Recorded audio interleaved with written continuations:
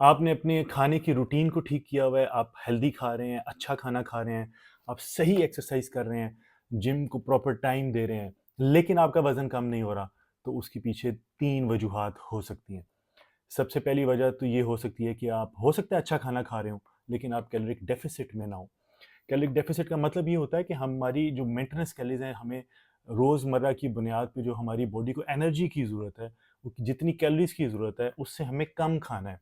बहुत ज़्यादा कम भी नहीं करना, लेकिन जैसे TDEE कैलकुलेटर मैं अक्सर वीडियोज़ में बताता हूँ, आप वहाँ पे जाएँ, ऐज, वेट, हाइट अपनी दें और उसकी कैलकुलेशन करें। जो आपकी कैलोरीज़ आएँगी, वो आपकी मेंटेनेंस कैलोरीज़ होंगी डेली बेसिस पे।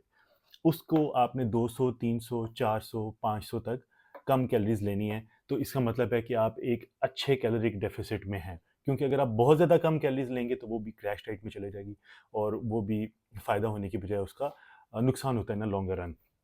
तो आपको सबसे पहले तो कैलोरिक डेफ़िसिट में रहना है। ये ज़रूरी इसलिए है कि आपकी बॉडी को एक मिसाल के तौर पे 2000 कैलोरीज़ की ज़रूरत है और आप 1500 कैलोरीज़ ले रहे हैं, तो बॉडी ने वो 2000 कैलोरीज़ तो पूरी करनी है।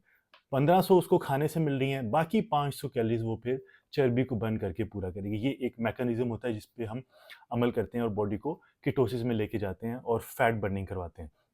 अब अगर आप साथ इसके एक्सरसाइज भी ऐड कर रहे हैं, तो लेट्स से कि 2000 कैलोरीज़ तो आपकी वैसे मेंटेनेंस थी, एक्सरसाइज की वजह से 500 कैलोरीज़ आपकी और रिक्वायरमेंट बढ़ जाती है, यानी 2000 की बजाय 2500 हो जाती है और आप 1500 ले रहे हैं, तो फिर बॉडी को जहाँ पहले 500 पूरी करनी थी, अब उसको 1000 कैलोरीज़ पूरी करनी है और जितना ज़्यादा आपका जो मेटाबॉलिक रेट बढ़ेगा, कैलोरीज़ को बर्न करने की डिमांड बढ़ेगी, उतनी ज़्यादा बॉडी कैलोरीज़ वो फैट सेल से लेगी, डिपेंडिंग ऑन कि आपने डाइट अपनी ठीक रखी हो, high protein low carb diet हो ताकि बॉडी सिर्फ चर्बी से एनर्जी ले, हमारे मसल से एनर्जी ना ले।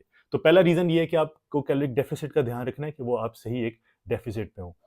दूसरी वजह ये हो सकती है कि चीट मील्स, ये लोग बहुत ज़्यादा कॉन्शियस होते हैं इसको लेके। 6 दिन हफ्ते में डाइट पे रहेंगे, अच्छी डाइट करेंगे, 7वें दिन एक चीट मील लेके सब कुछ ज़ाया कर देंगे। अब लोग कहते हैं कि इससे क्या होगा? ये भी मैं वीडियोज़ में बता चुका हूँ कि जिस वक़्त आप चीट मील लेते हैं, तो बॉडी एक तो आप कार्ब्स उसमें लेंगे, आप ज़्यादा खाएँगे, बॉडी को एक्सेस फूड मिलना शुरू हो जाएगा, तो बॉडी कीटोसिस से बाहर आ जाएगी। ये बिल्कुल ऐसे ही है जैसे आपकी इनकम कम है, एक्सपेंस ज़्यादा है और आप अपने एक्सपेंस को पूरा करने के लिए अपनी सेविंग्स में से पैसे निकाल रहे हैं। तो जब आपकी इनकम इतनी हो जाएगी कि आपके एक्सपेंस पूरे हो जाएँ, तो आप सेविंग को नहीं छेड़ेंगे। तो इसीलिए जब बॉडी को ज़्यादा खाना मिलता है तो उसको ये लगता है कि अब मुझे इनफ कैलोरीज़ मिल रही हैं, अब मुझे अपने फैट सेल से एनर्जी नहीं लेनी, मुझे बाहर से मिलना शुरू हो गई है। अब इसको कहते हैं हम कीटोसिस से बाहर आना। प्रॉब्लम ये है कि जब आप एक दफ़ा चीट मील लेते हैं और बॉडी कीटोसिस से बाहर आ जाती है, तो दोबारा प्रॉपर डाइट पे जाते हुए हो सकता है उसे 3 दिन लगें या 3 हफ्ते लग जाएँ कीटोसिस में जाते हुए। बॉडी वेट करेगी कि हो सकता है बाहर से एनर्जी मिल जाए, कीटोसिस में नहीं जाएगी। तो वो पहले वाली जो मेहनत है 6 दिन की वो भी ज़ाया हुई और अगले भी हो सकता है 3 दिन से 3 हफ्ते तक आपको वेट करना पड़े। तो इस बात को ज़हन से निकाल दें कि आप मंडे से लेके सैटरडे तक डाइट करेंगे, संडे को आप चीट करेंगे और मंडे से दोबारा बॉडी फैट बर्निंग स्टार्ट कर देगी, ऐसे नहीं होता। आपको कंसिस्टेंट रहना पड़ता है, चाहे वो संडे है, चाहे बाकी जो वीकडेज़ हैं उनमें और जब तक आपको रिज़ल्ट नहीं मिल जाते, आपको डाइट के ऊपर ही रहना पड़ता है और चीट मील्स को अवॉइड करना चाहिए। और तीसरी रीज़न ये है कि हमसे इंतज़ार नहीं होता, हमसे सब्र नहीं होता। हम लोग एक्सपेक्ट करते हैं कि आज हम डाइट पे आए हैं, तो आज ही से ही हमें रिज़ल्ट मिलना शुरू हो जाए।